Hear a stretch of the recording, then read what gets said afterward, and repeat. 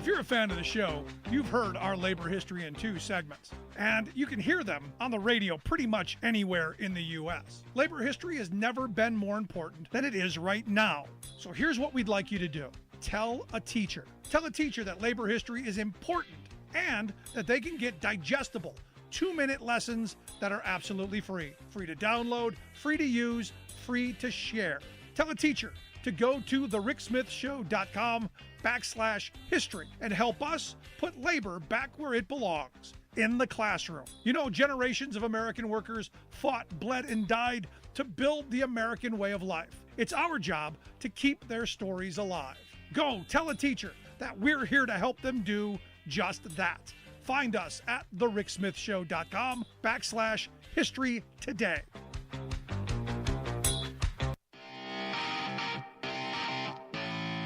Welcome back to The Rick Smith Show. Now, here is Rick Smith.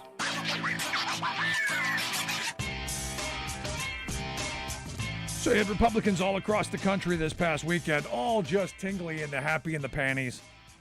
At gas stations, registering voters. And look, you got to give them credit. Opportunity to get out and talk to common folk, especially angry ones when gas prices are jacked up through the roof. And understand, no one does the blame game quite like a Republican. No one plays the victim quite like the GOP. Understand, their policies, a lot of it, put us in the positions that we're in. You want to know why inflation hurts so bad? Because wages have been stagnant for so long. You want to know why inflation hurts so bad right now? Because unions have been under attack for 40 or 50 years because of Republican policies. You know why inflation hurts so bad? Because so many of us don't have union contracts that have cost of living adjustments for inflation, so that when it hits a certain percentage, our wages go up automatically so that we don't get it eaten away. The bargaining power to keep up. And so many of Republican policies ensure that the wealthy do very, very well. Very well. In fact, I was just looking at a story here before we came on air that just disgusted me. And look, there are tons. May I add tons of these stories that our CEO class just seems to be, robbing us blind constantly. In fact, I look at Boeing, for instance. Boeing lost $4.2 billion last year, fired 16,000 people, and somehow their CEO made $21 million? How is that possible? Why is that possible? And that's the thing that just insane to me. And you go, at what point do we say, stop? At what point do we get angry? At what point do we just lose our ever-loving freaking minds over this stuff? At what point do we finally just organize? This is the part that gets me. You have these Republicans at gas stations registering voters. And good, get out and register voters. It's a great thing to do. I think everybody should vote. I wish Republicans believed that. And while they were there, they were handing out stickers saying Joe Biden did this because, hey, while they're saying, no, we shouldn't be taking Russian oil, like we shouldn't be. They're then saying, hey, Joe Biden's fault. All Joe Biden's fault, even though everyone knows gas prices aren't the president's fault. Always gets blamed for it, but they aren't. The gas prices are the fault of who? You can tell me. I already know. The gas companies. ExxonMobil, BP, Shell, Chevron. It's their fault. They're the ones who are the greedy. They're the ones who, well, let's remember. They did shut down production for a very long time and didn't ramp it up in anticipation of things coming back online. Because, hey, why? Why? You know that when the ramp up was coming back online, you're going to be able to raise prices. You're going to be able to, maximize your profits. Less work you have to do. It makes sense. If you're the CEO calling the shots, you'd probably do it too. Now you've got 500 workers at the Chevron Corporation refinery in San Francisco Bay Area who are on strike today because, hey, Evidently, the company wants to give them a pay cut. They offered them a 2.5% raise, 2.5%, when inflation is 7%. And you go, explain to me this. Explain to me how, in any good conscience, I'm going to take a 2.5% raise when inflation is 7%. So basically, I'm taking a 4.5% pay cut. Is that what you're? Yes. And I'm going to put that in a contract, and that's what you expect. The answer, I guess, was yes from these folks, which is why they're on strike. Now, the reason I bring this up is because you can expect the good folks, our corporate masters, to tell us, see, here's to blame. Here's who we blame for the rising cost of fuel. It's going to be these 600 workers who have the audacity to not have their wages be eaten away by inflation. The folks who want to be able to feed their kids and keep a roof over their heads. How dare they? And speaking of greedy workers, I was in New Jersey yesterday. And one of the great things about New Jersey, one of the things I've always loved about New Jersey is the only state in the country where you cannot pump your own gas. You pull into the gas station, and they actually have a gas station attendant who comes out, pumps your gas for you. If you want them to check your oil, check your tire pressure, they'll do all that stuff if you ask them. But they're there to pump your gas to make sure that it's done right, that a whole bunch of stuff. But more importantly, to make sure people have jobs. And it's amazing how in this moment of opportunity, the good folks, and I love this name, the good folks at the New Jersey Gasoline Convenience Automotive Association, the New Jersey GCA, they thought this would be a great time to get their lackeys in the New Jersey General Assembly to push forth a piece of legislation to put somewhere between 7,000 and 10,000 people out of work. Because that's how many gas station attendants are in the state of New Jersey. Somewhere about 7,000 to 10,000 people work as gas station attendants. Now, these aren't great jobs. These are low-level jobs. These are, just above minimum wage jobs. These are not, for most people, going to be your aspirational jobs. But for a lot of the people who do them, and I met a really great guy yesterday who this is what he can do. He takes great pride in what he does. He gets up every day and this is what he does.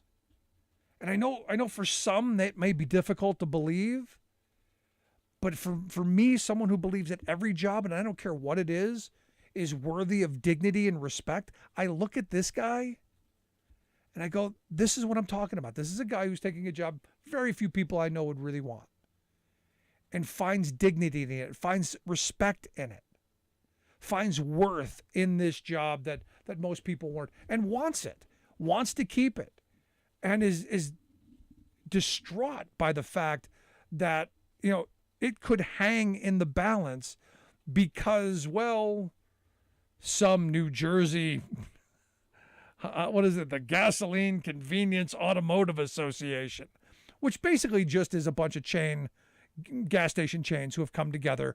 The big ones, the Sheetz, the Wawas, the big, the Sunoco's. It's them, their lobbying arm, who have gone, hey, wouldn't it be a great idea if we just got rid of them and we could convince the public, you could save money. Because they're pitching this idea that you could have choice. Choice. Oh my, you could pump your own gas.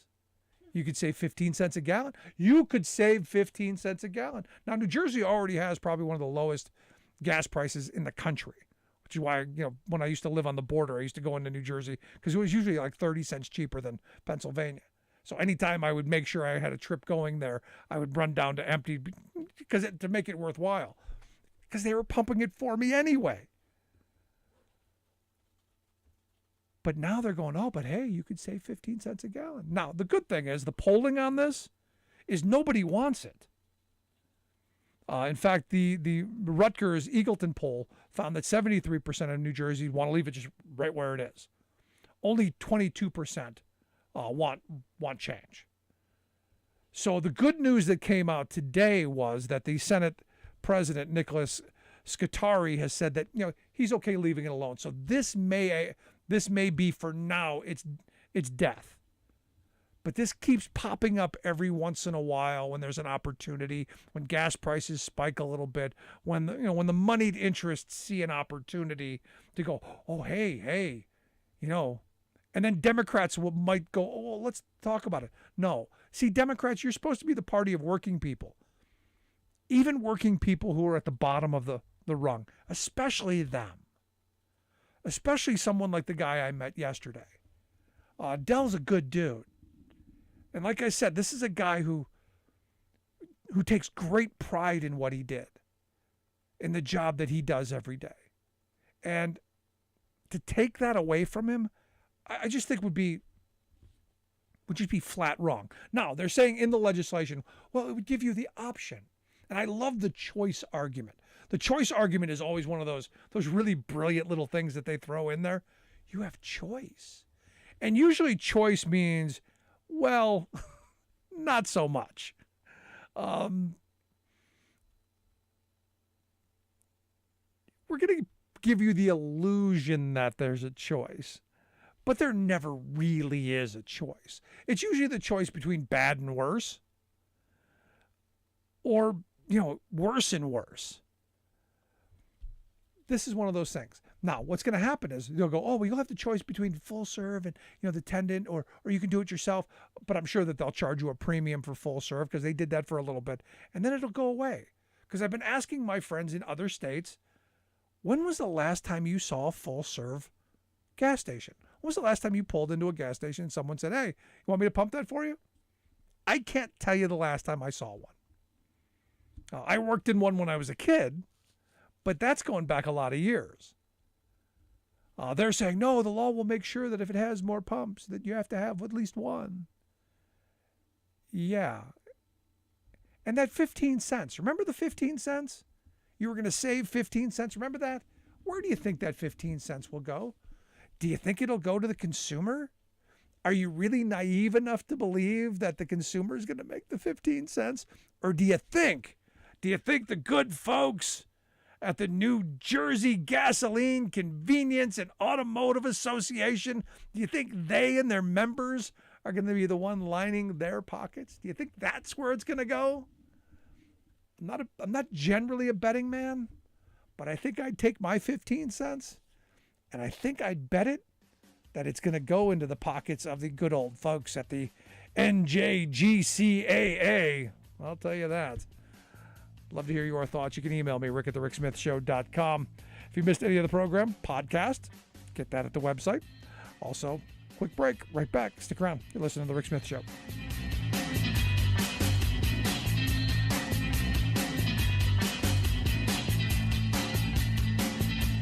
I'm Rick Smith, and this is Labor History in 2.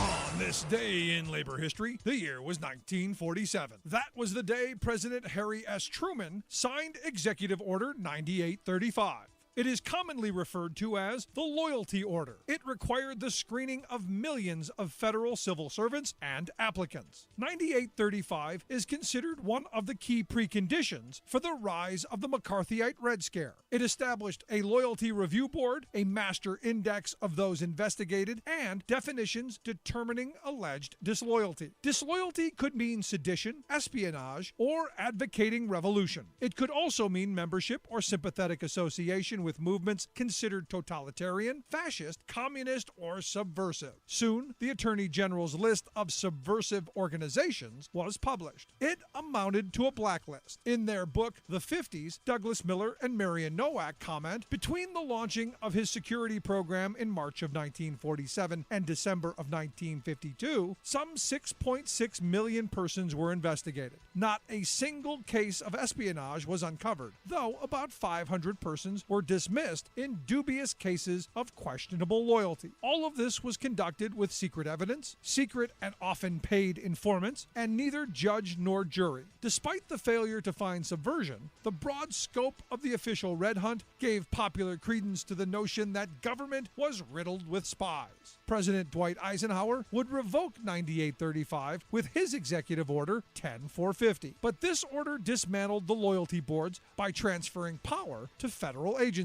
It also expanded investigations to include those engaged in immoral or disgraceful behavior. This included what is considered sexual deviance and led to the witch hunting and discrimination against gays and lesbians in civil service. Let's talk pills. To treat everything from allergies to heart problems, half of Americans take a prescription medicine every day, and nearly all of us reach for the pill bottle on occasion. It's perfectly safe, though, because the Food and Drug Administration regulates the ingredients that go into those medicinal compounds, right? Yes, assuming they're produced in the USA. Aren't they? Mostly, no. Take antibiotics. The New York Times reports that ingredients for the majority of these bacteria fighters are now made almost exclusively in China and India, as are the components of dozens of other major drugs. Unbeknownst to most Americans and to our doctors, China has become the world's preeminent supplier of medicines. As one major drug company puts it, if tomorrow China stopped supplying pharmaceutical ingredients, the worldwide pharmaceutical industry would collapse.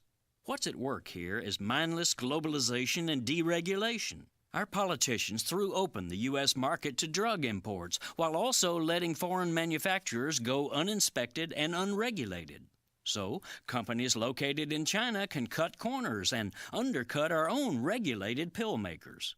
America's last producer of penicillin's ingredients, for example, shut down in 2004, leaving us dependent on China.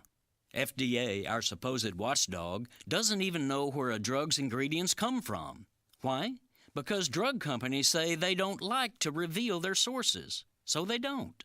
The Times found that one federal database lists the existence of about 3,000 foreign drug plants that ship to the U.S., while another lists 6,800.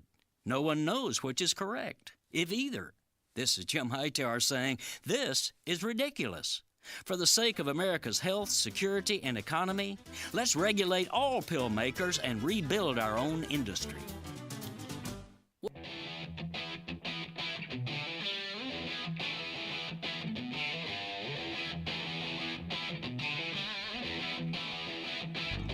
Welcome back to The Rick Smith Show. Now, here is Rick Smith.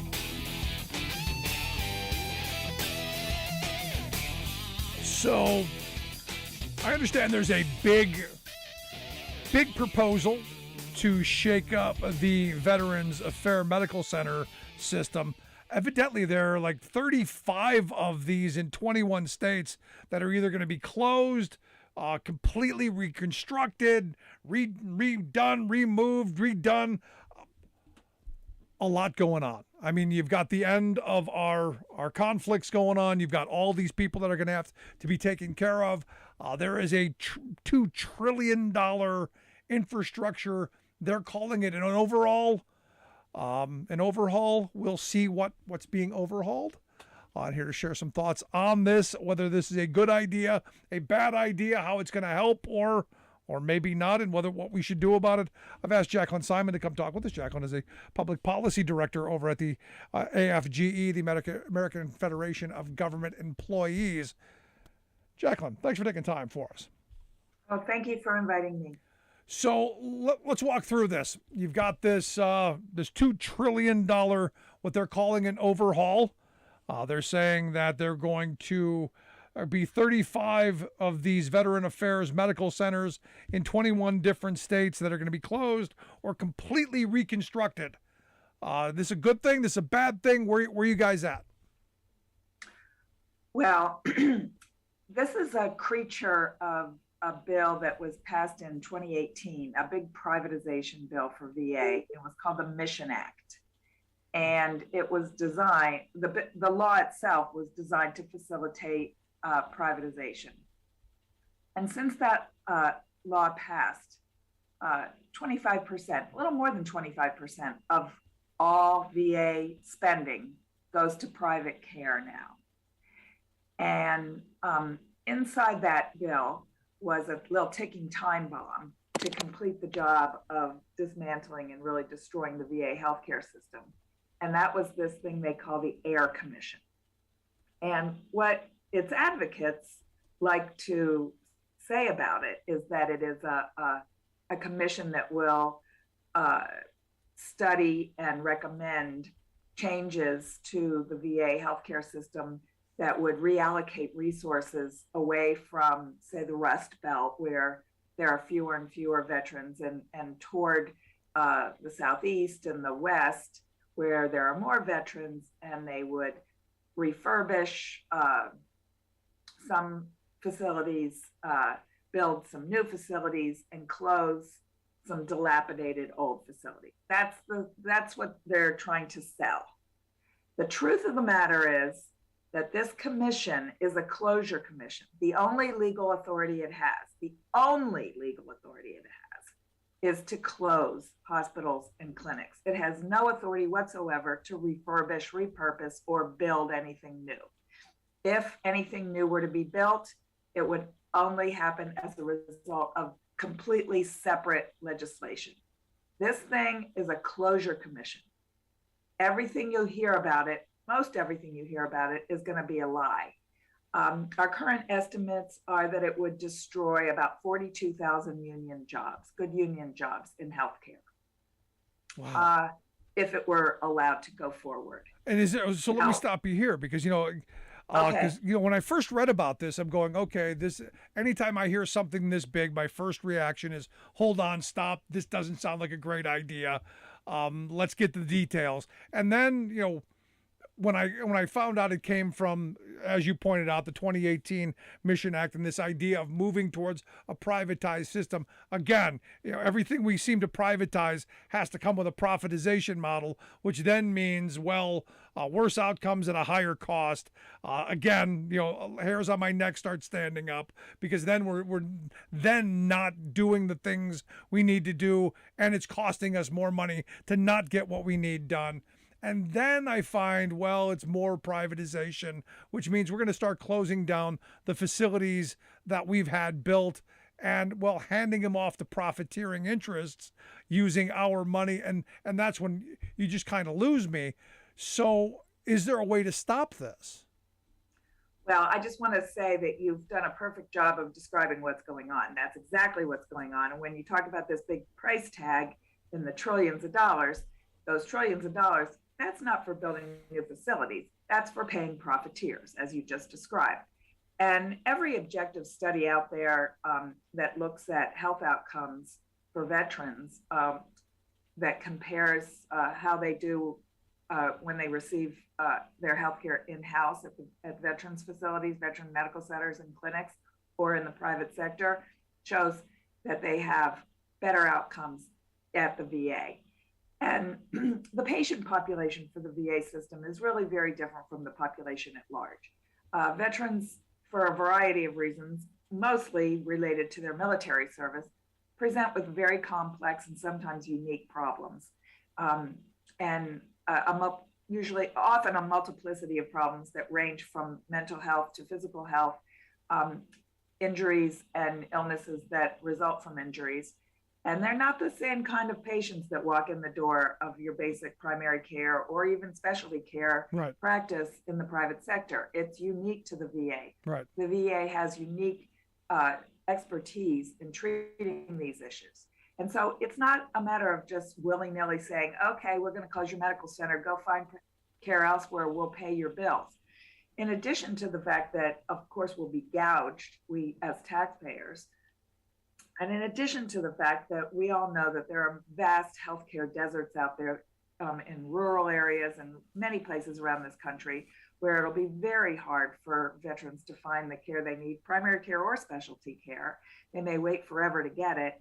Then there's the problem of having their bills paid by the VA. The VA has offered the private sector a blank check, but in the interim between when the veteran gets the bill and when the veteran gets compensated for that bill, there's a nice long chunk of time during which the veteran can have their credit ruined, can, you know, they're liable until they get reimbursed by the VA.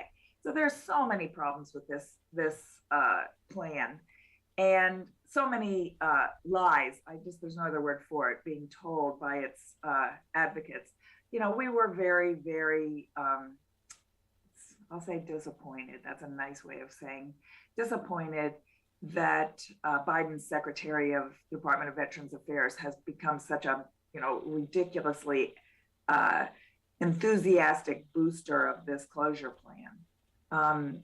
You know, sometimes depending on which audience he's talking to, when he's talking to the privateers, you know, he talks about this is a done deal. It's going to be wonderful. You're going to make $1 million, and this is going to be great. We're going to build new facilities. We're going to, you know, give you new patients. When he's talking to other audiences, he says, "Don't worry. This isn't going to happen for years and years. We'll find other jobs for you. We'll make new jobs. I wish I didn't have to do this, but I have to follow the law." So, you know, he's really talking out of two sides of his mouth. But, you know, it's Trump holdovers who put this plan together, and the Biden administration should never have put it forward. Yeah, and that's what I wanted to get to here in a second. You're listening to the Rick Smith Show here with Jacqueline Simon. She's the public policy director with AFGE, the American Federation of Government Employees. You can check out their website, afge.org. We'll get links out on social media how you can do that. Now, you know, as you point out, you know, this is a Trump era policy. And I remember, you know, back in that era being against it then, because, you know, we know that privatization schemes have never worked out as they've been sold. You know, you can go to any privatization scheme that they've sold us, from parking garages to turnpikes, the water authorities to anything. None of those things have worked out. What makes us think that taking care of veterans is going to be any different than those schemes? But the thing that gets me is, you know, you look at this and I would a little more hopeful in the Biden administration, but how it's being sold is that we're building all of these new hospitals, we're building all of these new clinics, something like 14 new major VA hospitals and 140 multi-specialty community-based outpatient clinics. And my question is I'm looking at these, and are these VA hospitals owned by the VA, or are these going to be privatized hospitals and clinics that we're then handing off to be, you know, run by who knows who yet? You know, kind of like we're doing with, you know, the like charter hospitals, like we've done to charter schools. The answer to your question is neither. They're hospitals that don't exist. They're hospitals that only exist to divert attention from the reality of this plan, which is closures. It's quite likely that not a single new medical center would ever get built.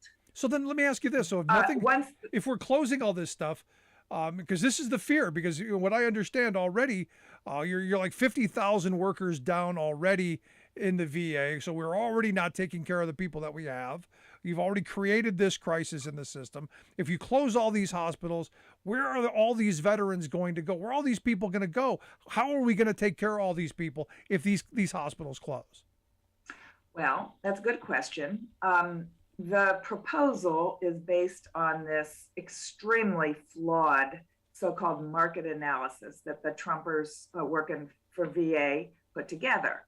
And notably, the data they use to measure private sector capacity, excess capacity in the private sector, i.e., could they absorb the veteran patient population, and in-house VA capacity, was all pre-pandemic data, all of it. It's mostly from 2016 through 2019. Not a single bit of the data that they use to make these recommendations acknowledges the existence of the pandemic.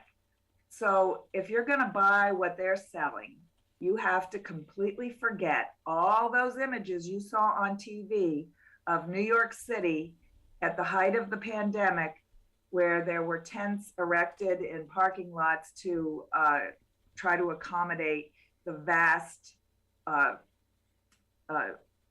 overflow of patients on gurneys in hallways, uh, doctors and nurses working 24-hour shifts over and over and over again, completely exhausted, completely overworked. We have to forget the fact that there's a nationwide shortage of nurses and doctors in the private sector, as well as the VA. We have to forget all of those images. We have to forget that, and we have to pretend that it's 2019 or 2018. We've never heard of COVID-19, and there's plenty of excess capacity in the private sector. No such thing as a surge. No reason for the VA to ever plan for its so-called fourth mission, which is to be available to the general public in cases of national emergency, which is anything from a pandemic to, natural disasters, floods, fires, that kind of thing. And the VA, I should just want to be sure to mention, performed extremely well in the pandemic, not only took care of the veteran population and saved many, many lives, but also was there for the general population for spillover from this so-called excess capacity private sector. Yeah, for all the veterans out there, think about this for a second. This was based on excess capacity. So your place in the new system is based on excess capacity as opposed to being the primary focus of a system. That I got to tell you, if I was one of those veterans who had one of these, because as you know, a friend explained, the VA, the importance of the VA is that they know veterans, they know the ailments that they have, they know the particular kinds of ailments, and they have the capacity and the brains, if you will, the institutional knowledge, if you will, to know where things are.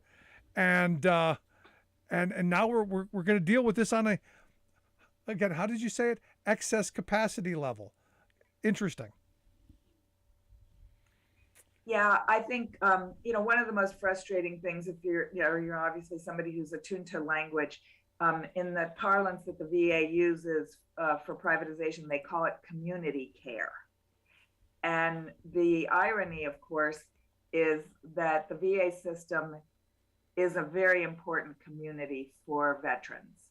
As you pointed out, not only do they get do they have providers with unique expertise in the problems that veterans experience, but it's a place where you don't have to explain why you are having whatever kind of condition that you have. They already know. When you come into a VA, not only are you getting your health care, but there are people right there who will make all the services of the VA available to you. And you don't have to get on a bus or get in your car and drive across town and go from this place to that place to the next place for different kinds of care. It's all under one roof. It's all integrated. And one of the most devious things about this plan is that they are shutting down inpatient VA beds for mental health, for substance abuse, for elder care. The current footprint has these kinds of inpatient beds all very close together geographically, within walking distance one of another. Now they'll be dispersed widely, sometimes hundreds of miles away from one another. Yeah. It's a terrible plan. So last question I've got is how do you stop it? Oh, well, we're going to stop it. We got to go.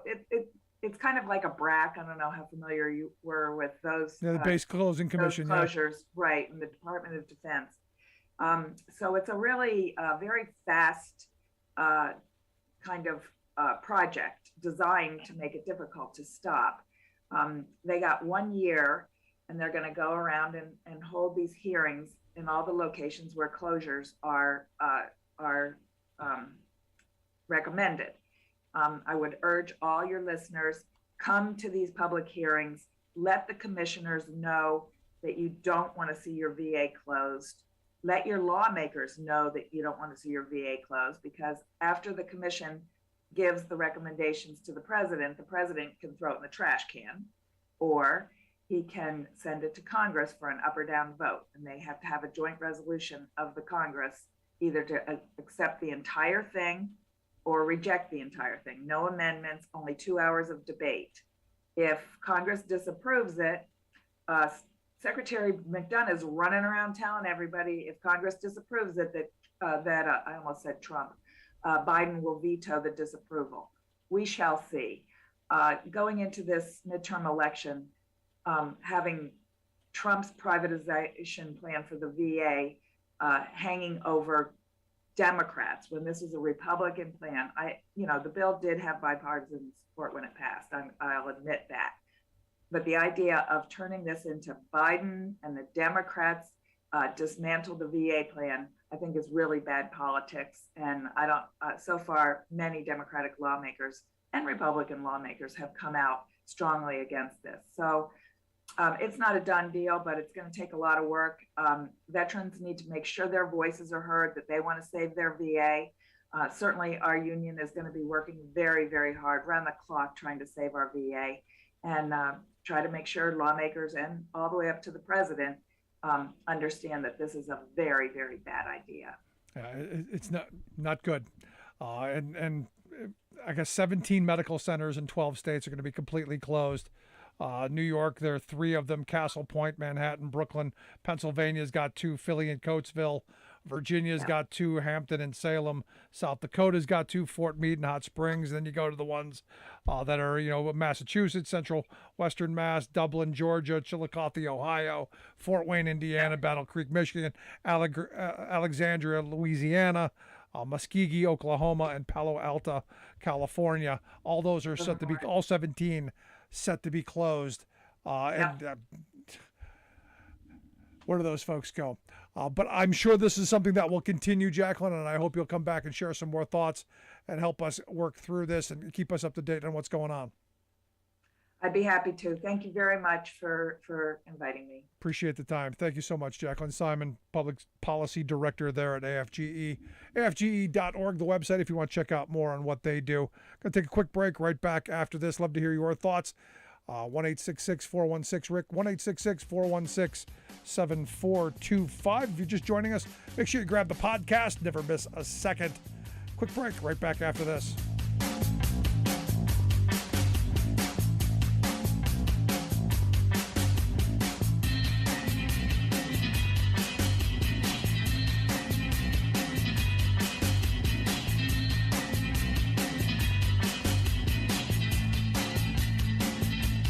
I'm Rick Smith, and this is Labor History in 2.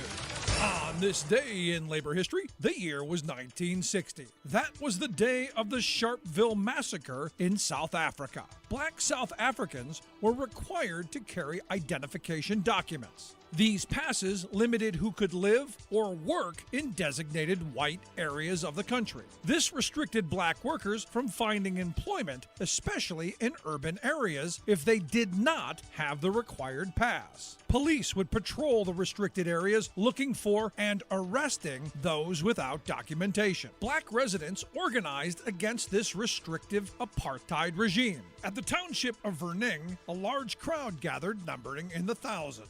Petrus Tom, a factory worker who had become an organizer for the Metal and Allied Workers Union, described the plans that led up to the demonstration. Inside his factories, workers would wear "Away with the Passes" stickers. They organized at bus stops, urging workers getting off the buses to burn their passes in defiance of the restrictive law. Petrus said it was the strongest campaign I'd ever seen. The organizers called for a demonstration outside the local police station. The plan was to turn themselves in for arrest for refusing to carry the pass. The police fired into the crowd of unarmed protesters, killing 69 people. 200 more were injured.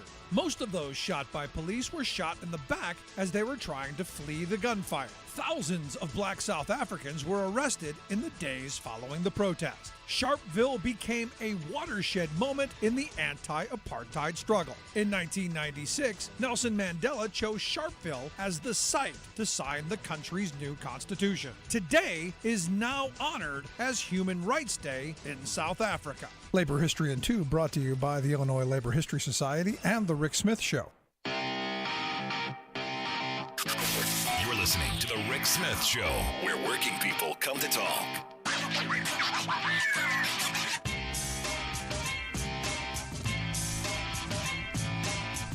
So the White House today has reached out to private corporate America, telling them to, saddle up, guys, bolster up your cyber defenses because the Russians are coming. They said start exploring options for potential cyber attacks. They said, quote, it's not just in your interests that are at stake with your potential use of cybersecurity.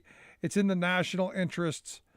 I would respectfully suggest it's a patriotic obligation for you to invest as much as you can in making sure, and we will help in any way, that you have built up your technological capacity to deal with cyber attacks. Here's the thing. This is the other part of this. I would argue it should be their business to if they're the big corporations, they should be the ones, building up their capacity to take on this stuff. Just a thought. Now, Biden gave this little spiel at the Business Roundtable's quarterly meeting on Monday evening. And it's good to know that, he's dealing with the captains of industry because he's going to need them. They could help bring down the cost of inflation because they're the ones who are the cause of our inflation. Because they're the ones who are lining their pockets because of it. And I find it interesting that he's going to them saying, oh, please, it's your patriotic duty. I'd be going, look, guys, Putin's coming after you. He's coming after your profits. I'd be going, we know this is the tool he likes to use the most.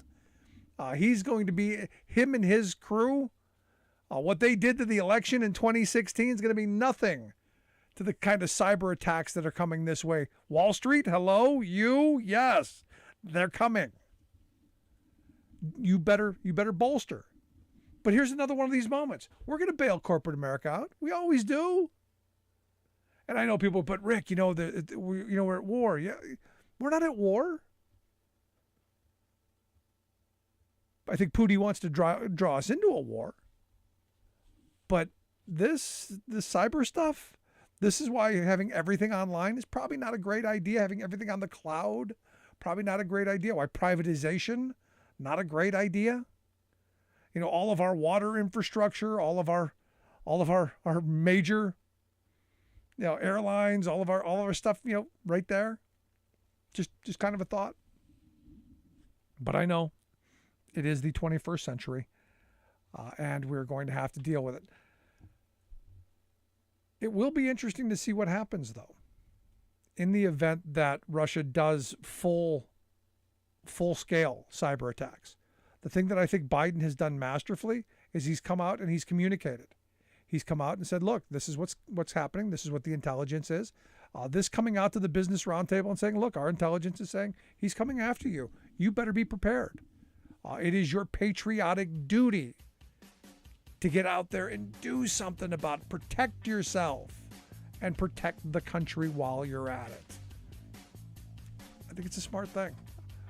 And good on him for doing it. Love to hear your thoughts. You can email me, rick@thericksmithshow.com. I'm going to take a quick break. When we come back, our good friend Greg Palast is going to be here to share some thoughts on what's going on in Ukraine. Also, your thoughts, 1-866-416-RICK. Right back. Republicans were looking for a scalp, and they basically got it. Republicans and Joe Manchin quash nomination of a climate hawk to the Fed. Methane emissions from coal mining far higher than previously thought. Plus, Lake Powell has now hit a record low water level. And the hydropower it produces is at stake. Fantastic. All of those stories and more straight ahead from BradBlog.com. I'm Brad Friedman. And I'm Desi Doyen. Stand by for 6 minutes of independent green news, politics, analysis, and snarky comment. Now that things are opening up, I was out with a bunch of people there. They said, let's go someplace expensive. So I took them to a Chevron station. This is your Green News Report. We can finally leave the house, and we can't afford to drive anywhere. Okay, Desi Doyen, the price of oil is actually down 30% over the past week, and yet, for some reason, the price at the gas stations have not come down at all. Go figure. They have not. Crazy the way that works. Anyway, what else you got for us today? Well, as Russia's war on Ukraine rages on and continues to upend the geopolitics of energy, climate change hasn't paused one bit. First up, Arizona's Lake Powell Reservoir has hit a new historic low, the lowest since the reservoir was built, and much sooner than scientists expected. Water levels along the entire Colorado River watershed are declining due to rising temperatures and the deepening mega drought plaguing the U.S. West due to man-made global warming. It's reducing water supplies for millions of people in 7 states and downstream wildlife, but it's also threatening power supplies. Water managers warn that Lake Powell is close to hitting Deadpool status, where it can no longer deliver clean hydroelectric power to millions of customers. This is working out great. Meanwhile, the fossil fuel industry, which is responsible for causing the climate crisis, has succeeded in tanking President Biden's nominee for the top bank regulator at the Federal Reserve, Sarah Bloom Raskin. Despite previously being twice confirmed by the Senate, Raskin withdrew this week after conservative Democratic Senator Joe Manchin of the coal state of West Virginia joined Republicans in opposition, dooming her chances in the 50-50 Senate. Did you call him conservative Democratic Senator Joe Manchin? Yes. You mean corrupt Democratic Senator Joe Manchin, I think. The fossil fuel industry lobbied heavily against Raskin over her evidence-based public positions identifying climate change as an extreme systemic risk to the U.S. financial system and her calls for the Fed, the nation's top financial regulator, to integrate climate risk analysis to ensure the stability of the financial system. Bloomberg reporter Michael McKee succinctly explained Manchin's opposition. Now, he's nominally a Democrat. He is from a coal-producing state. He didn't like her views on energy going forward, but he also makes his family money from the coal company he owns. Yes, he does. And as for the Republicans, did they mention that Sarah Bloom Raskin happens to be married to House impeachment manager Jamie Raskin in their complaints? Nope. Cowards. In other news, the Securities and Exchange Commission is set to unveil groundbreaking new rules forcing publicly traded companies to disclose their financial risks from climate change to protect investors. Oh, I hope that's okay with Joe Manchin. And for the first time, also disclose their greenhouse gas emissions in a standardized way, which will bring the U.S. more in line with other countries. Joe Manchin ain't gonna like it. The new rules are part of the Biden administration's broader push to force the private sector to address the dangers of global warming. Good. Meanwhile, a new study concludes that coal mining emits more climate-warming methane globally than the oil and gas industry. Really? That's important because methane is a more powerful greenhouse gas than carbon dioxide on shorter timescales. The analysis from Global Energy Monitor is the first to measure methane emissions from more than 2,000 individual coal mines around the world, finding that coal mine emissions are 50% higher than the EPA estimates and exceed the carbon dioxide emissions from China's 1,000-plus coal-fired power plants. How did Joe Manchin become a millionaire again? His family-owned coal business. Huh. A major leak at a ConocoPhillips oil field in Alaska's North Slope has been spewing methane uncontrolled for nearly 2 weeks now, forcing the evacuation of hundreds of employees from the site. The company says it is now working to remediate the leak. Finally, ExxonMobil has lost another appeal to halt an investigation by the Massachusetts Attorney General into whether the company lied to investors and the public about what it knew about climate change. Yes, they did, and yes, they should pay for it. Exxon had tried to argue that the Massachusetts Attorney General's probe violates the corporation's right to free speech under the First Amendment, but the Second Circuit Court of Appeals denied Exxon's latest attempt to escape the investigation. You have the right to free speech. You don't have the right to defraud investors and the American public. For much more on all of those stories and the ones we couldn't get to today, check out our website at greennews.bradblog.com. Are you tired of think tank approved corporate news and commentary? Are you tired of CEOs telling you what to think, who to hate, and who to vote for? Well, welcome to the Rick Smith Show. We don't take orders from some boardroom, and we don't do focus groups or talking points. We don't work for them, and we never will. I'm Rick Smith, and I work for you. Join us daily at thericksmithshow.com and download the podcast and never miss a minute.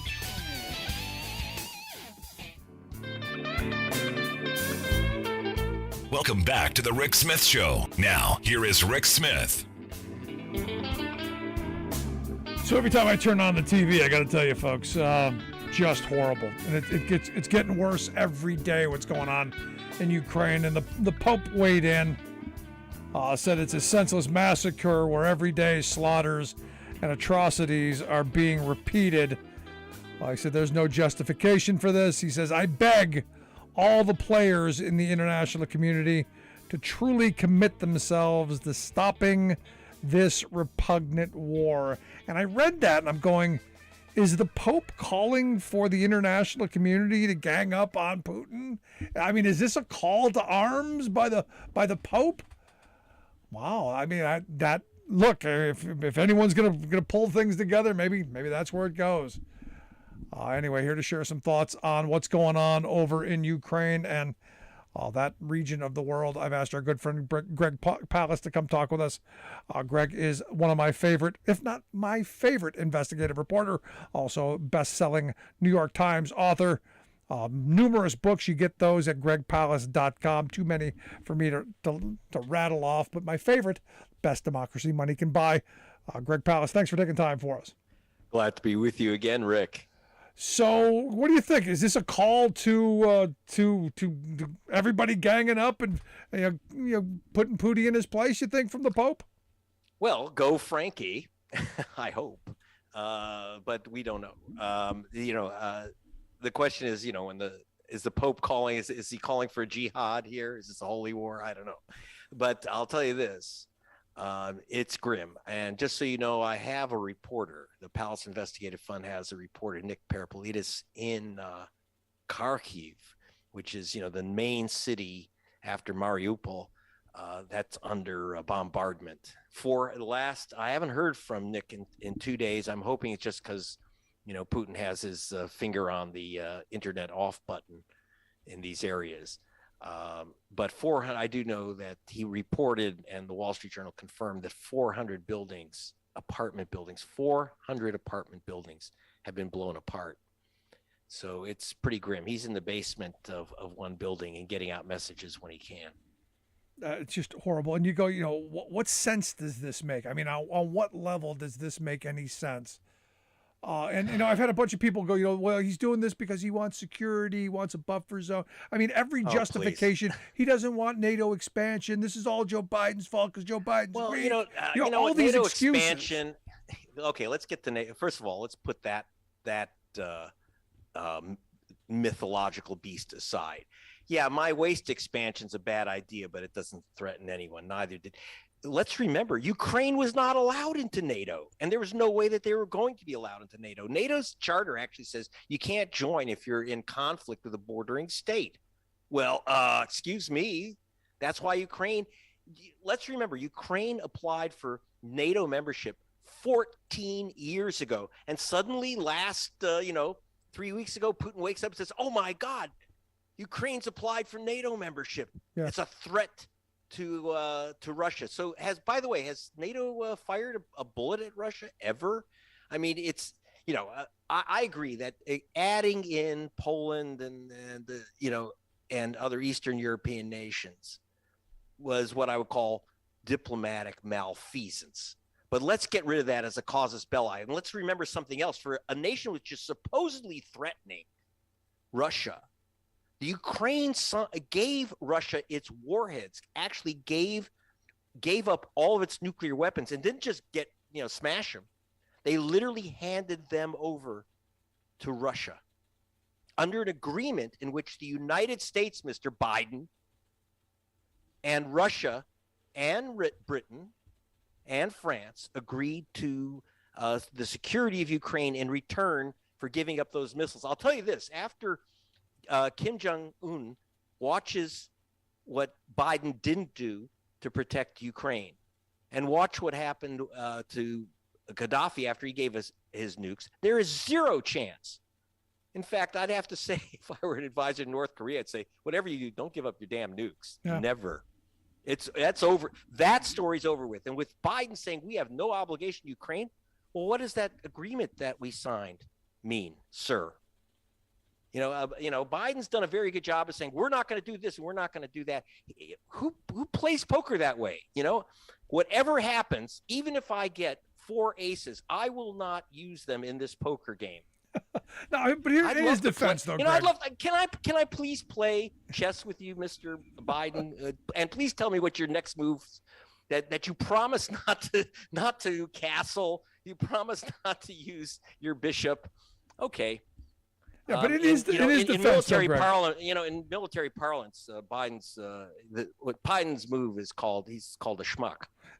So, I'm gonna defend Biden a little bit here because I'm not in favor over the of top Biden. Okay, I don't, a little bit here, because there are some things I think he's done well. I think he's communicated well. I think he's done a good job. Who cares about what he communicates? Okay. Let's talk to the Pope, and the two of them could talk about world peace. Hold hands. Kumbaya. Do you think thanks, Joe. So do you think we should have? Do you think we should have put in gone in and enforced a no-fly zone? Do you think we should have done that? Those are, you know what? There were lots of things between saying we're not going to do crap for you in Ukraine versus we're going to have no-fly zones, et cetera. First of all, a no-fly zone has never created a conflict with Russia. We've had them. We have a no-fly zone right now in Syria, whether you like it or not. It's called the deconfliction zone. It is a no-fly zone over parts of Syria, and we've always had that. We had no-fly zones over Iraq, and we told Russia, don't get near it. Here's one where our planes are flying. Don't get near it. We're moving people in. We're moving equipment in, and that's it. And Russia has never and will never touch it. Period. Right now, we should be absolutely saying, since Biden's ruled out no-fly zone, you just say we are going to have, we're going to move, just move Patriot missiles right into Lviv and say, look, the big Western city, you don't get near it. That's all. Don't do it. We're moving in our equipment, and if you want to fight the Ukrainians, they're going to be equipped to the teeth. Now, I would say the only reason, we're all applauding that the tank column, that the vicious column heading south towards Kiev has been stalled for 3 weeks. The Russians have literally lost thousands of troops, not that Putin cares. Yeah. We could have done what the only reason that tank column is stopped is because the British sent in Saab anti-tank missiles. They weigh 15 pounds. That's it. A 7-year-old can carry the damn thing and wipe out a Russian tank. And they sent in 4,700 of those. That's what stopped that tank column. The U.S. tried to prevent Britain from doing that, saying it was a violation of our NATO agreements. So Biden actually got in the way. If the only reason that tank column is stopped is because basically Boris Johnson told Biden to go stick it, and he provided weaponry. And now, after the fact, we're providing weapons. It's ridiculous. I would just talk to a major who is in charge of, who's one of the big U.S. military advisors on future warfare. And as he says, you can't just hand people Stinger missiles. You can't give them drones and expect them to, some school teachers decided to volunteer this week and give them equipment and expect them to be able to use it. He says, we should have been doing that before. Obama should have not allowed Syria to cross the red line, and we shouldn't have surrendered in Afghanistan. I'm sorry, these are hard truths for the left, but we've got to accept them. We have to decide: are we a pacifist movement or are we a progressive movement? You can't be both. You can't protect people if you're going to say we're an isolationist movement. It's none of our business, because the minute we say that, then they come after you. And, the left has got to make a decision here. I'm going to be tough on the left on this one because a lot of we're split on this. We have to recognize it. We have Code Pink out there blaming the United States. We provoked Putin. The hell you did. Yeah, no. The one thing we do have to apologize to the Ukrainian people is the United States put Putin in office. And that's one of the things, a history I've been writing about. Terrific. I don't want to take too much credit for this. A lot of this work was done by Ben Judah, who wrote a great biography of Putin called Fragile Empire. And, we literally jacked with the elections to get Yeltsin and his running mate, Vlad Putin, elected. That election was stolen in the late 90s. We engineered that because we were afraid that the front runner in that race, and he wasn't exactly a nice guy, was Gennady Zyuganov. who was the head of the kind of rebranded Communist Party of Russia. And we weren't going to let the Communist Party take back Russia. And so what they did is, and this is a very interesting story, Rick, they actually ran kind of a beauty contest to look for the Putin of the Pinochet of Russia. The oligarchs, Berezovsky, Khodorkovsky, and the others, these billionaires were afraid that if the Communist Party won the election and Yeltsin were thrown out, that they would have to give up their billions and billions and billions that they stole from the people. People were starving in Russia. The average life expectancy of a male, which was greater than in the United States because they had full health care, remember, they had socialized medicine in the old days. It dropped from a longer life expectancy in the USSR for men to 57 years. You know what that means? Wow. Demographically, it was a worse demographic collapse since World War II in Russia when they lost 20 million people. They lost millions of people during this vicious invasion of U.S. right-wing economists like Larry Summers, who were pushed by Bill Clinton to do a radical shock therapy makeover of the Russian economy. People starved. The billionaires stole the country blind. And so the only way that they could save it was to find a guy that they said was just like Pinochet. Now, for those who don't know, Pinochet, Augusto Pinochet was the general, vicious right-wing general who murdered and overthrew the communist elected president of Chile, Salvador Allende, and created a reign of terror in two ways. One, by mass murdering people. He loved to throw people out of helicopters. He killed at least 3,000 people, murdered them, disappeared them, threw them out of helicopters. And the Russian oligarchs literally looked for a Pinochet. And when I say they went so far as to actually fly to Chile and put Pinochet on Russian TV. And for this, while he was under arrest for murder, by the way, and he described the kind of man you needed. And Boris Berezovsky, who was one of the most vicious Russian oligarchs, told Yeltsin, "We found your Pinochet. He's a minor official, unemployed deputy mayor of Petersburg, and his name is Vlad Putin. You know him. He's the judo champ of Petersburg. He really did win the judo championship of Petersburg. And unlike Yeltsin, who was a raging drunk, he's a teetotaler. And so we ended up imposing on this nation the Pinochet, this monstrous dictator, the Pinochet of Russia. So he was picked as Putin's running mate to be prime minister. First, they wanted to see his chops, so they put him in charge. He was a KGB agent in the former, many years earlier. So they put him in charge of the FSB, the KGB's successor. So we have a lot to answer for because we had a lot to do with putting this SOB in office. A lot. Yeah, no, I don't disagree. You're listening to the Rick Smith Show with Greg Palast, investigative journalist, author, just tons of great books. Best Democracy Money Could Buy. You can find those things at gregpalast.com. If you got a thought, question, comment, something you want to ask Greg, 1-866-416-RICK, 1-866-416-7425. You can jump in and ask. Now, there's a lot of that going around. I mean, we have a lot to answer for in a lot of places because, the oligarchs there are, good friends with our oligarchs here. It's interesting that over there, the billionaires are called oligarchs, but here they're called job creators. Let's talk about one job creator. How about Charles Koch? Charles Koch has issued a statement saying not only will he not shutter his businesses in Russia, but that he absolutely opposes any sanctions, any economic sanctions on Russia.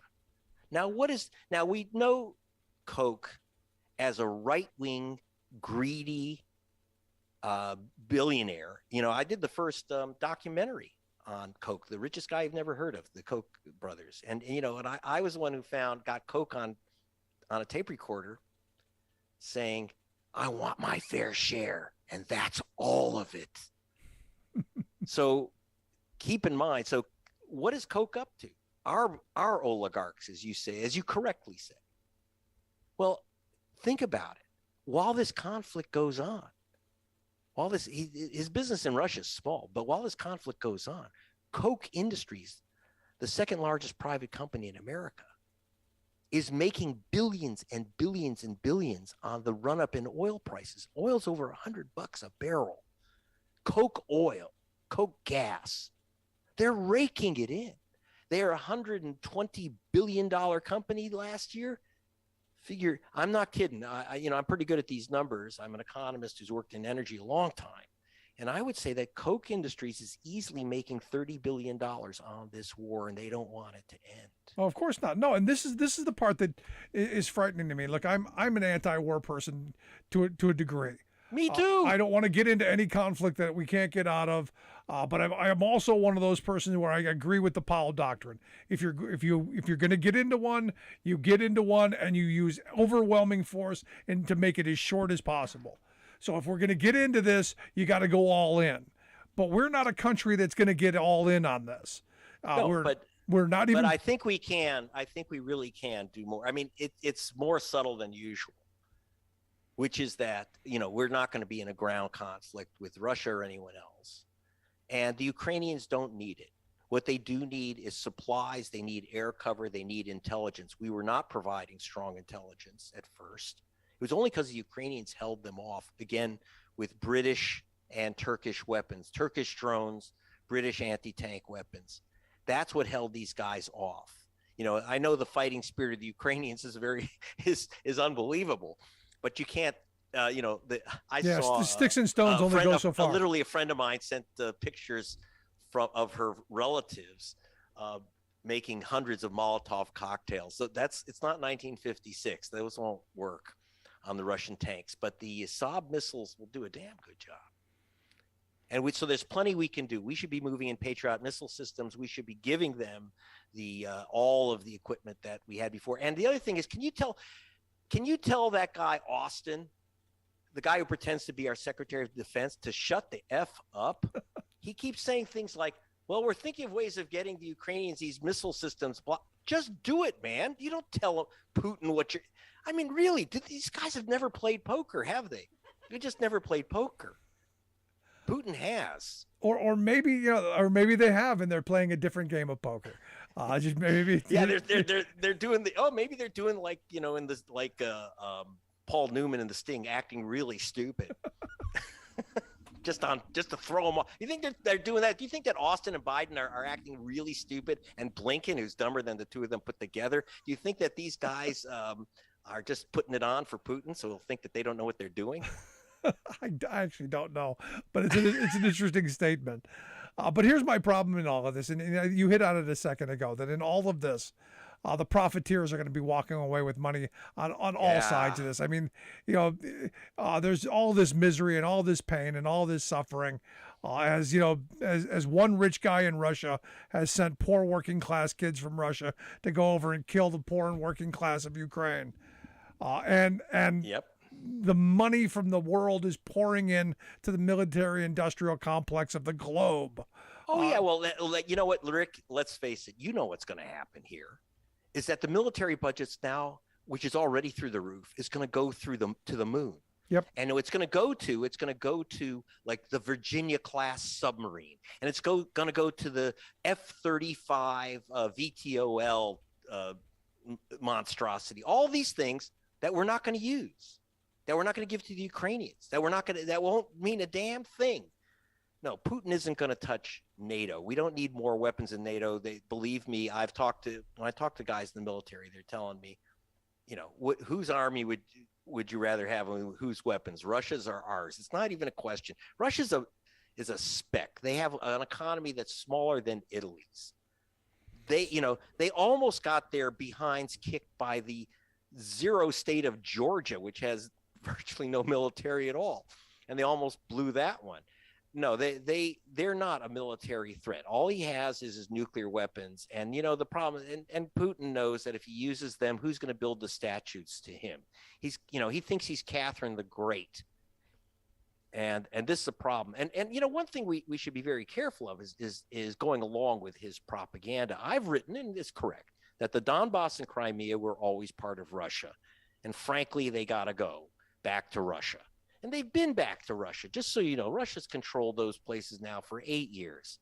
Putin has won this war. So I must admit, I'm not completely sure about what the battle is about. The only thing I can find in the middle of this is restoring his popularity, as the economy is in trouble, because the price of oil fell through the floor.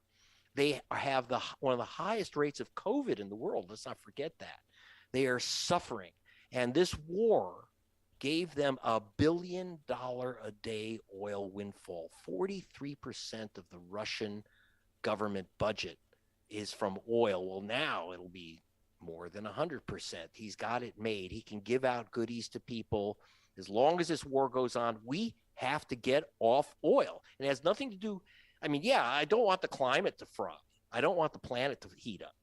But more important, we keep getting held hostages by evil jerks like Putin and Saudi Arabia, those dictators in bathrobes. And there's one solution here, Rick. You want to hear I've been gassing on, but I'm sorry. You want to hear my solution to the whole thing? Absolutely. Venezuela.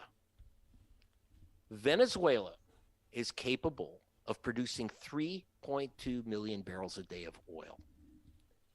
I suggested that we have an embargo on. So here's the crazy thing. We have sanctions and complete lockdown embargo and prohibition on anyone in the world buying Venezuelan oil. So they produced from 3 million, from 3.2 million, they've gone down to 0.2 million. They have almost no oil being produced out of Venezuela. You get rid of this insane Trump sanctions. And again, it was Donald Trump.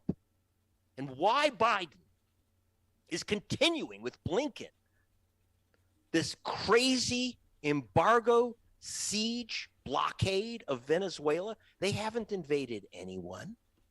They haven't harassed any other nation. And in fact, they keep saying, they're not really democratic. Bullshit. I've been to Venezuela. I was the BBC correspondent for Venezuela. And I knew Hugo Chavez well. I know the opposition well. And all I can tell you is that whether you like Maduro or not, he was elected. He was elected.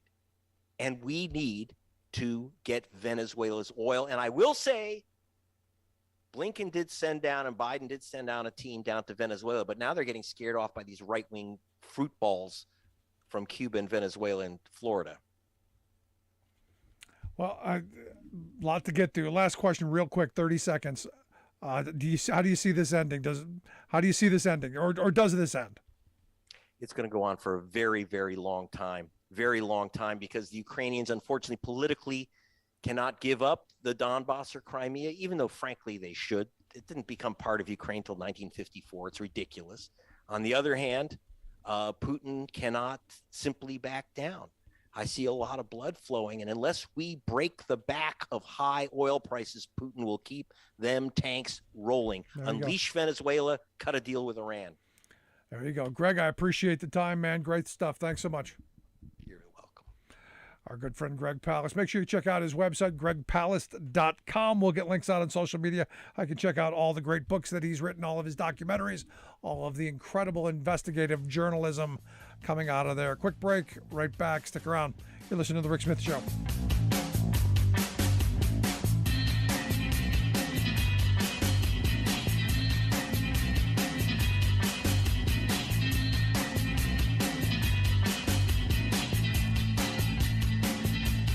I'm Rick Smith, and this is Labor History in 2.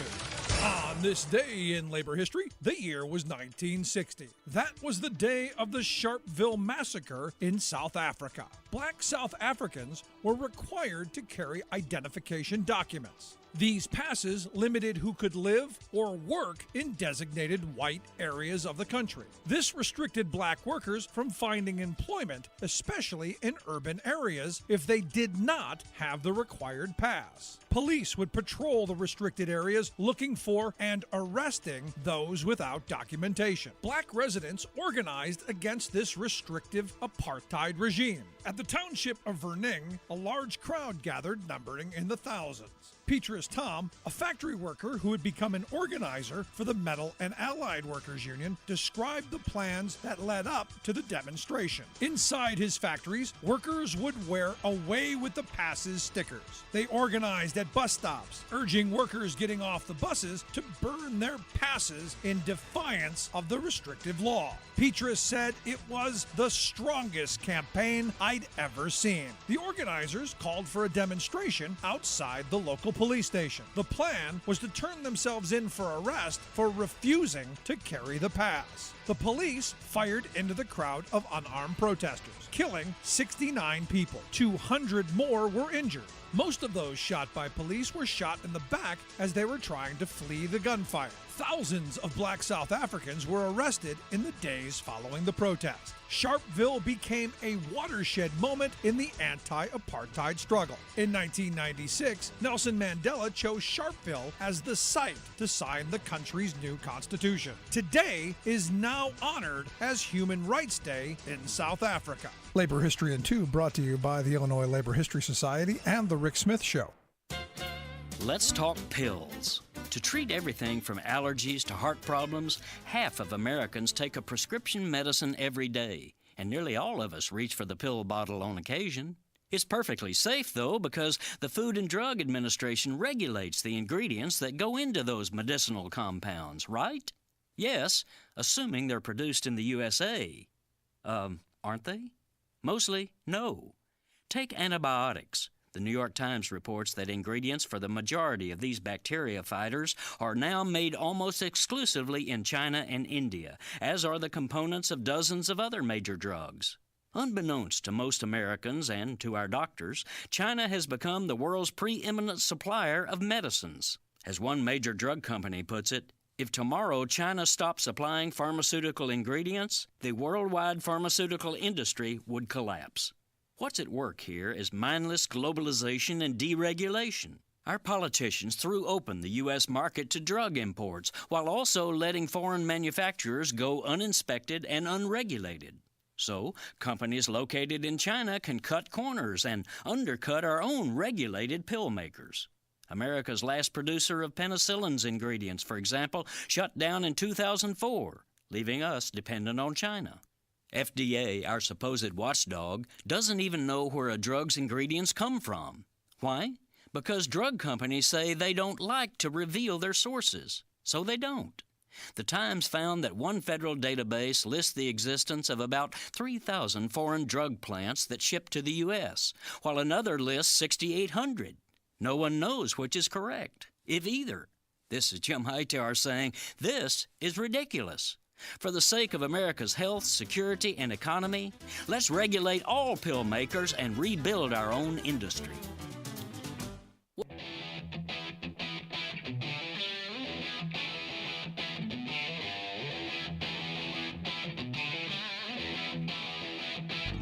Welcome back to the Rick Smith Show. Now, here is Rick Smith.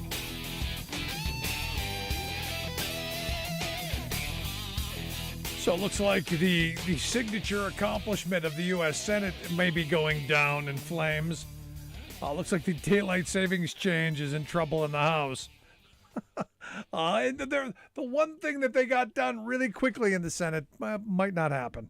The House is not ready to be a rubber stamp, according to the Hill, spelling potential trouble ahead for the passage in the lower chamber. And I got to wonder, just like I said from the beginning, just cut it, go back make it a half an hour, cut the difference, and forget about it.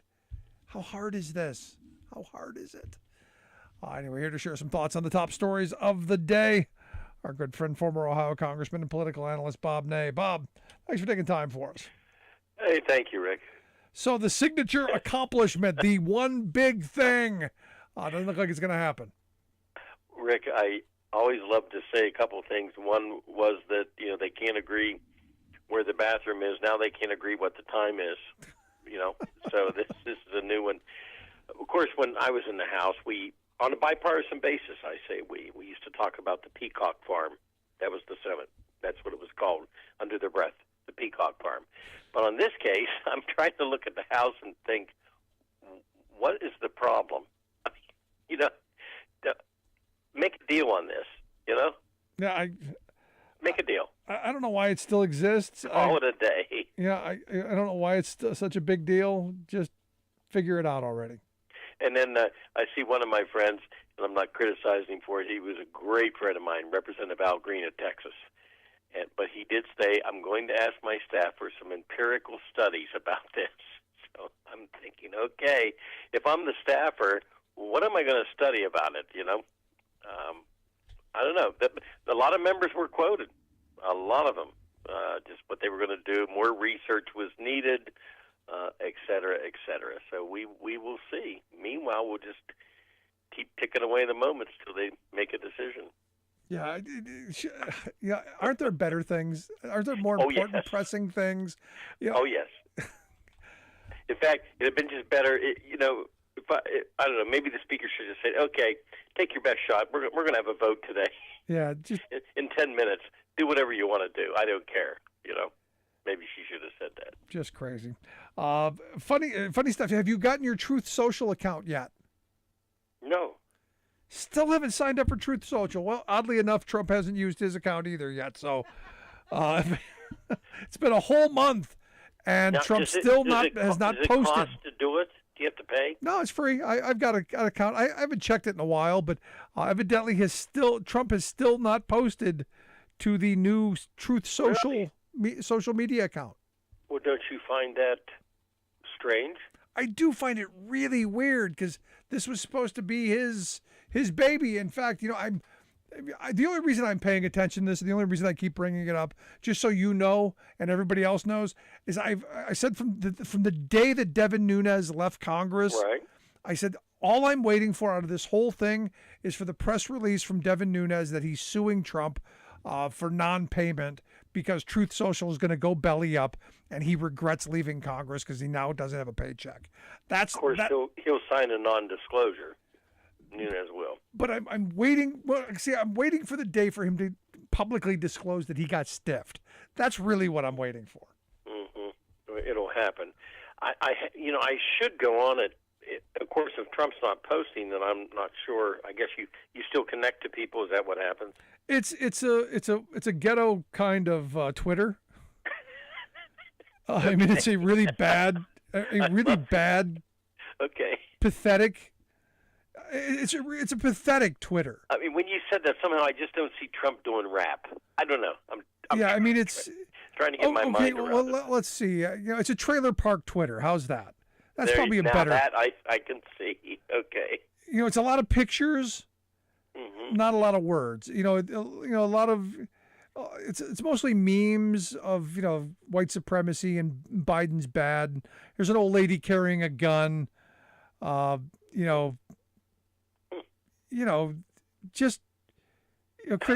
a cabbage patch. There is an old lady carrying a gun. Yeah. There's a picture of a gas prices with a Biden did this sticker. There's all kinds of there's a George Soros is owning the world kind of thing. Lots of that stuff. The stuff you'd expect in a right-wing lunatic world. I mean, normally I sign up for things left and right because I like to keep absolutely. Keep pace.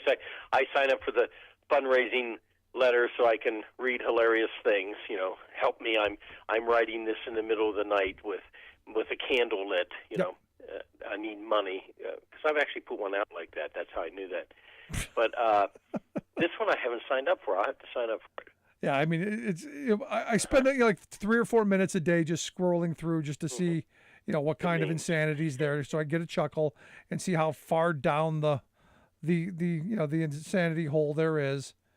Misquoting Mussolini here. Yeah, that's interesting. But yeah, there's some worthless garbage there for your lack of entertainment. I'll sign up. And maybe it's making money. I don't know, because I guess you can buy a blue check. Like in Twitter, you have to actually go through a process and earn a blue check. On there, it's like $29.95. You can get yourself a blue check. You can be checked. And that means you're somebody, correct? Evidently. It means you have a blue check. I don't know. All right. Look, on Twitter, it doesn't mean you're anybody either. It just means you got a blue check. But, on Truth Social, it just means you got a blue check, man. Now, by the way, they do have a site where you can go and find out how much your Twitter account is actually worth. Yeah, and I'm waiting for that. They told me mine's worth like $60,000 a month, and I'm waiting for that person to write me the check. Yes. Yeah, Tell them you'll sell it to them. That's what I've said that 1,000 times. You'll rent it to them for $30K a month. What are you talking about? 5? I'll take what I can get. I'm easy. Speaking of lots of money and boatloads of it, have you seen Trump? The story today over Politico has built this massive war chest. Actually, has more cash on hand than both of the political parties' political action funds. Right. Well, he was his fundraising was at one point in time, the first of the year, was $122 million some dollars, and that was at the first of the year.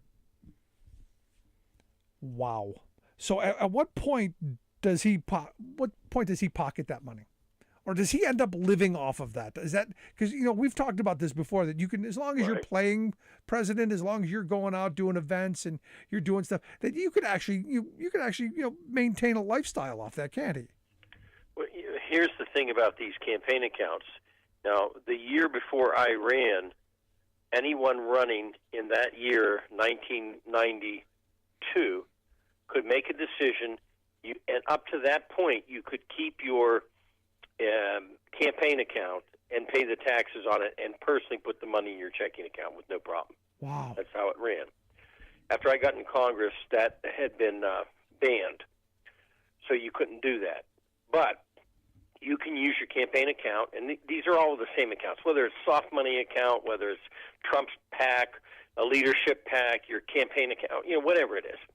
You can use it as long as it is not used for personal use. For example, when I resigned, I had money left over in my campaign account, and I gave a $10,000 donation to a sober living place up in Cleveland, Ohio. So you can do things like that. I could have kept the money. Well, I did use some of it for storage of the boxes, the campaign boxes, till I could get free, literally, to go through them in a year. But you can use it for a variety of reasons. You can rent a car. You can have a secretary. You can have a driver. This is all, quote, the furtherance of your political career.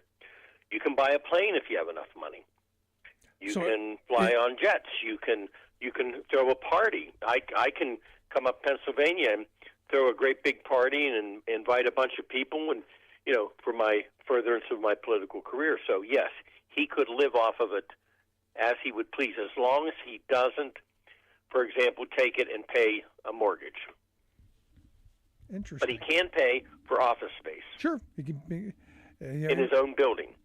In his own buildings. Yep. In his own building, absolutely. Yeah. He could go to one of his resorts.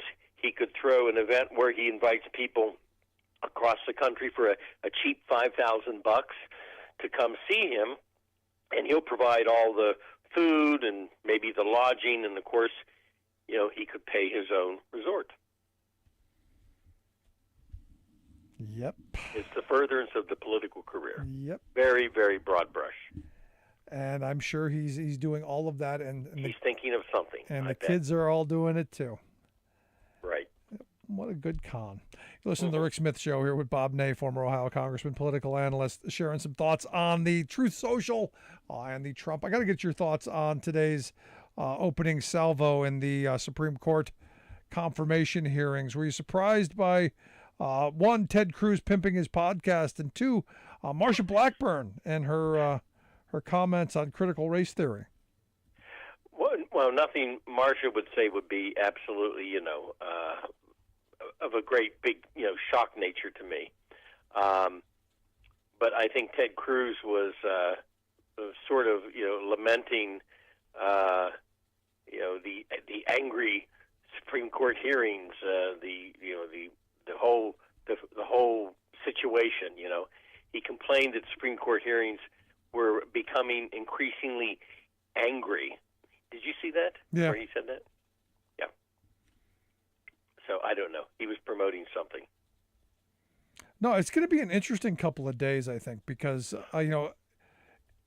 I'm waiting for the Republicans to basically lose their mind, because if it's a black person, that's one thing. If it's a woman, it's another thing. But a black woman, oh my God, racism, misogyny in one place. I don't know how they hold their water. I mean, overall, I would think that, and it's going to be brief, but I would think that people will watch, for the most part, would want to watch their P's and Q's. Now, unless you're, Marsha Blackburn, and she went as far as to suggest that, white privilege doesn't exist in America, and, she went on to basically lecture, I would say, the judge is what she did about white privilege and, critical race theory, et cetera, lecturing. But beyond her, I would assume there are people that would really want to be careful on this one, because if the judge's quality wasn't there, fine, you go for it. If she just wasn't a good nominee, you go for it. But you've had a history here in the Congress, for example, Senator Grassley, of praising her for her work on the sentencing issues. So she's had a history. She was supported once and got through the process. So I would think that they would want to be particularly careful. It's a battle they have lost. It's not a battle they will win by trying to degrade her. They will win nothing on that. Yeah, there's nothing they can win on this, and they could just look really, really bad. And I expect them to do just that. And I expect them to to solidify some themes for me. And I think Blackburn earlier today with her video talking about unsound rulings like Griswold versus Connecticut, just kind of solidifies my view that Roe is one thing. They want to do away with abortion and Roe and that, but ultimately it's Griswold, and it's all of the privacy stuff that comes along with that.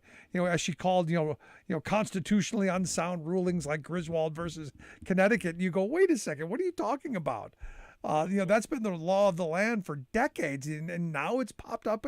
Now you're questioning this now in front of this justice, this judge. Really, I don't know if that's the time.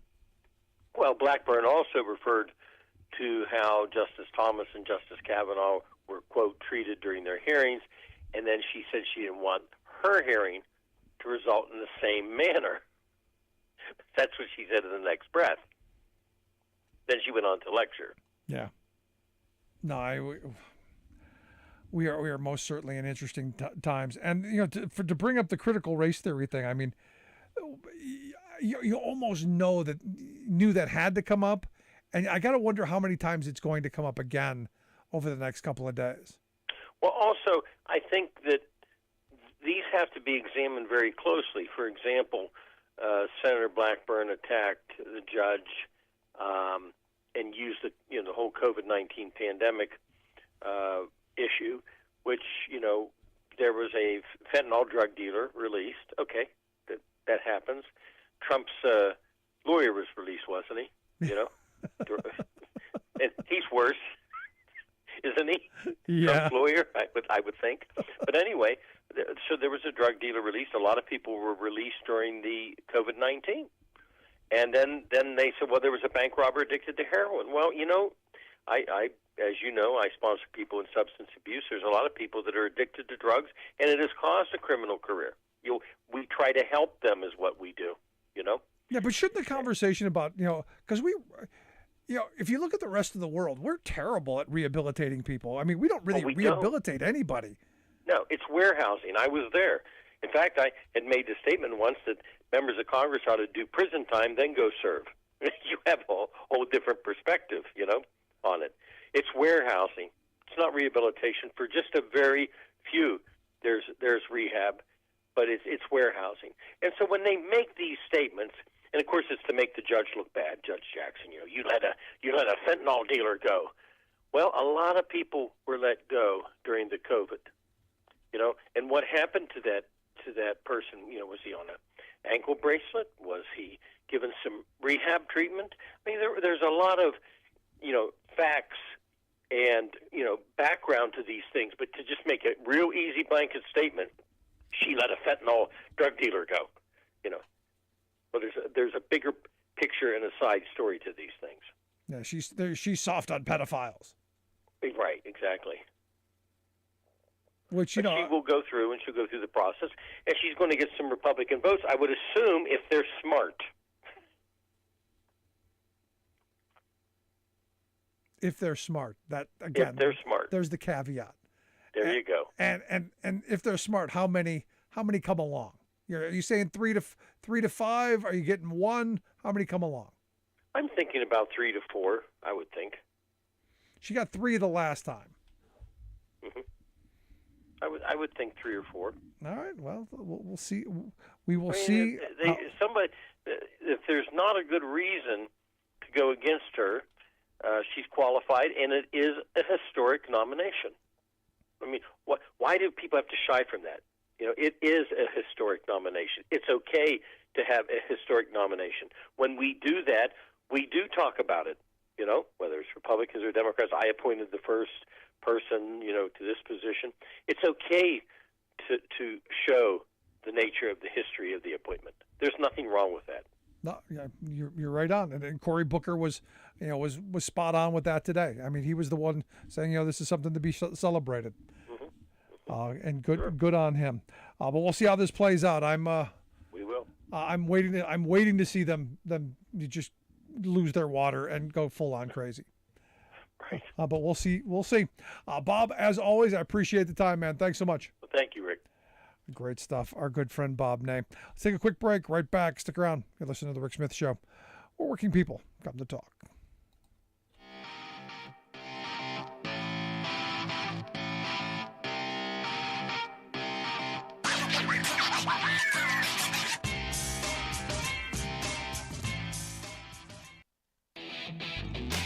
Are you tired of think tank approved corporate news and commentary? Are you tired of CEOs telling you what to think, who to hate, and who to vote for? Well, welcome to the Rick Smith Show. We don't take orders from some boardroom, and we don't do focus groups or talking points. We don't work for them, and we never will. I'm Rick Smith, and I work for you. Join us daily at thericksmithshow.com and download the podcast and never miss a minute.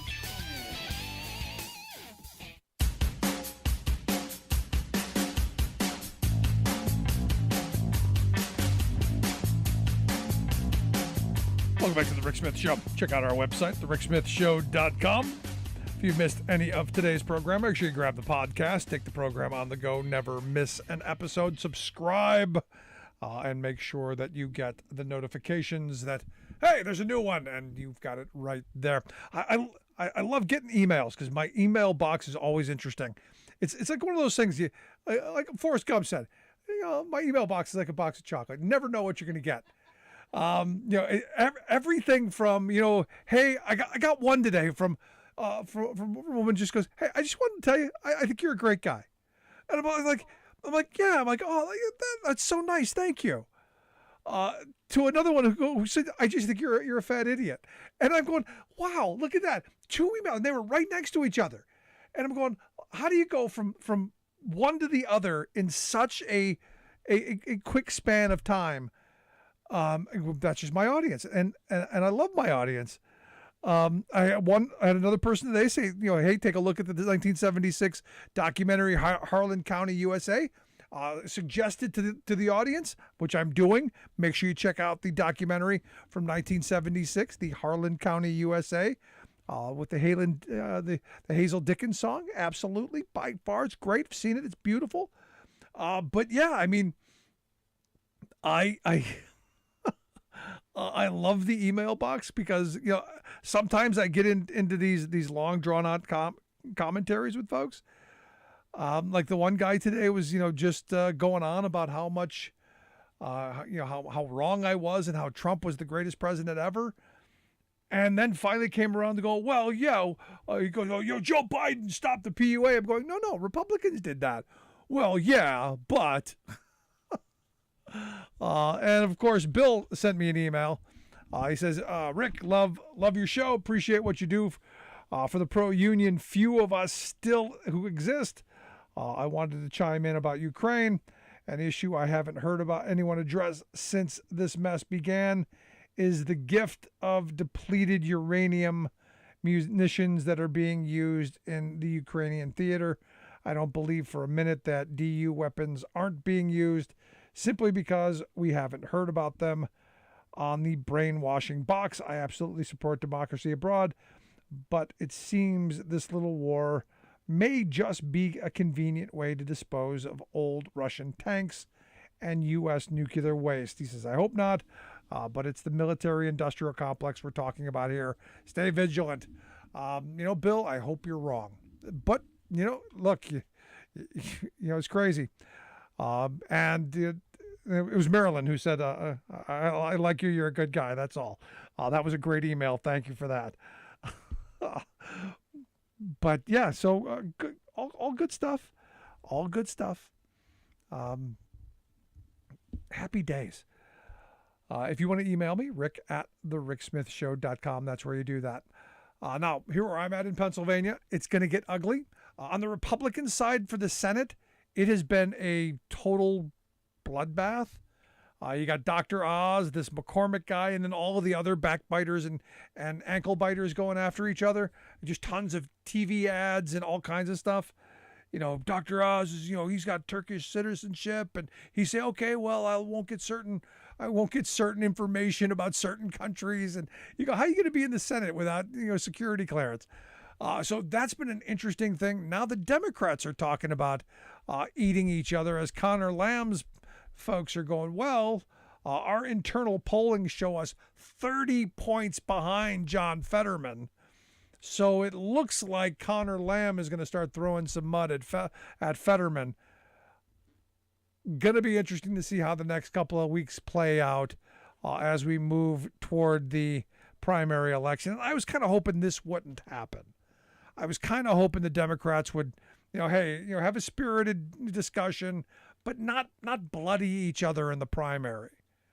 For me, if I had my druthers, it would be, look, I think John Fetterman would make a great senator. I think he's in the right moment. He's got the name recognition, having been lieutenant governor for the last 8 years. I think, with young people, he's extremely popular. He's got a lot of good momentum. I think Connor Lamb in the House is exactly where he should be, in a district that he can win and hold, keep another spot in the House that you could possibly lose. I just think that that's how that game should move forward. But, we have to play things out, and this is where this will go. And I just hope it doesn't get too ugly, because right now, both of them poll better than the Republicans do. So it's a possibility of, in a year where Democrats are supposed to take a beating, of a Democrat picking up a Senate seat in a year that's supposed to be a bloodbath. And the way things are going, I don't have great hopes. But, we'll see.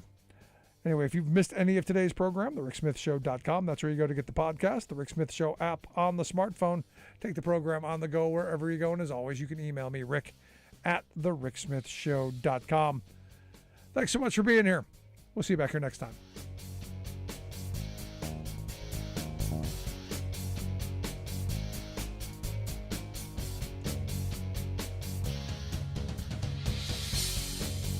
You've been listening to The Rick Smith Show.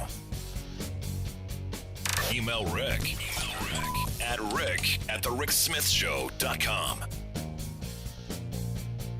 Until next time, this has been The Rick Smith Show, where working people come to talk.